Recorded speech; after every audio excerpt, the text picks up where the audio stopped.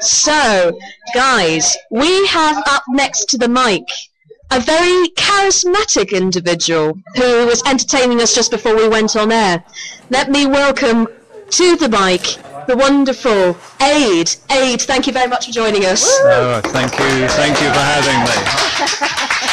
Gosh, you can tell you got your fan club with you, haven't you? Yes, I brought them all along with me, yes. Excellent. So, Ade, who is the real Ade? Who is the real Ade? Who are your inspirations? Oh, right. Well, if the inspirations are what make me, then basically I've been having an identity crisis by listening to everybody else. And I think classically I kind of am coming out of an identity crisis, to be honest. About 30-year-long identity crisis.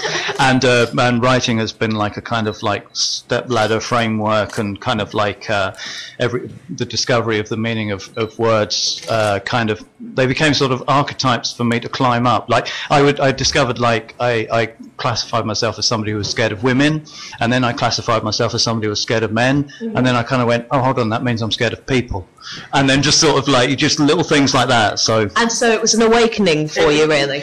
Pretty much so. I was a phobophobe. I was afraid of being afraid. Ah, but now, of course, you wouldn't be here otherwise. So tell us the sort of things that you're going to do for us tonight. All right. Well, philosophical, humorous, scientific, exploratory, confessional. Hello, how are you? Isn't this world fantastic? Don't you think that patriotism means loving the planet? Let's go into space and build a hotel on the moon. Come on, guys, trillionaires, spend all your cash. Fantastic. So, and with that in mind, we're going to go straight into your first poem. So take it away. Okay. This is called The Talking Pillow. My favourite. Sorry. Once, to a crash slumber on my bed so late, I learned my pillow could actually communicate. As I lay my head of lead at the head of the bed, my talking pillow said, "Let me be the foundation for the construction of your dreams. I will bear the burden from and for your neck. Close your eyes and banish the moonbeams. I'll free your worries with a rain check. Allow the cloak of closed eye mind's projector dark.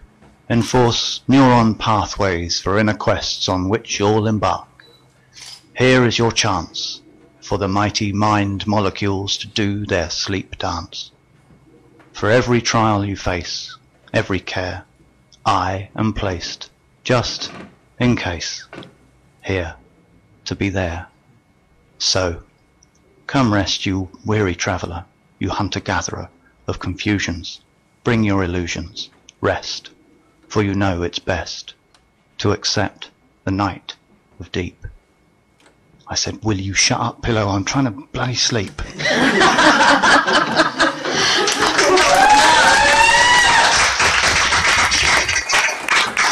That was amazing. We'll be hearing from you later on in the night as well. Well done again. Now, next up to the mic. This is a lady. We have the wonderful Ade back up onto the stage. Well, with response to your cunt earlier on, I'd like to introduce it to my bollocks. Not literally, but, you know, literally, as in literally. Like, this is called the War on... I'm going to stand up for this one. This is called the War on Bollocks. Ladies and gentlemen, brothers and sisters, children and animals, flora and fauna, rent boys and feminists, movement makers and cynical bastards, people of the world, I declare war on bollocks. Let us not be mistaken. This is not a war on dogs' bollocks. No, dogs' bollocks is our rallying cry. Give me that bit of paper over there. Bollocks is our rallying cry. No, it is bollocks and bollocks alone that calls us to action. For too long, bollocks has paraded itself as reality. Broadcasted bollocks has been viewed by our children. Bollocks has been exposed to the peoples of other cultures. Even the very notion of culture has become bollocks. We have no idea to what degree bollocks may have infiltrated our borders. We can never document how much bollocks has gone unchecked. And while the bollocks that springs to mind hang before our opened eyes, the untold bollocks beyond our peripheries, aside from our focus, underlying the fabric of our cares, hanging there in the gobsmacked vacuum of the truth-filled cosmos, continue to taunt and dare us. There is so much bollocks in our midst that it is fair to conclude that the world rests on the top of almighty bollocks. To the bollocks I say bollocks, and take back what's rightfully mine, my bollocks, my business. And the bollocks of men, women and children are their own bollocks. The bollocks we rise against are the bollocks that would destroy us, the bollocks that would enslave us, the bollocks that would have us teetering on the edge as we slave away in a rut that has us pummeled and bombarded by bollocks day in, day out. The bollocks belligerently bashes, beats and bastardizes our right to just hang around and talk bollocks. Our rights will be etched loud and proud in our collective human constitution. The right to bear bollocks in the name of world peace, space travel, clean energy, healthy food, affordable medical care, access to education, extended longevity of life.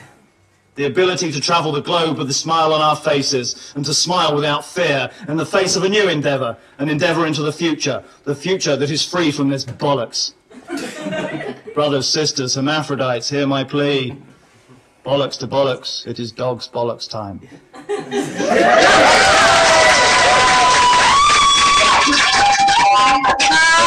Talking. Bollocks to that indeed. Next.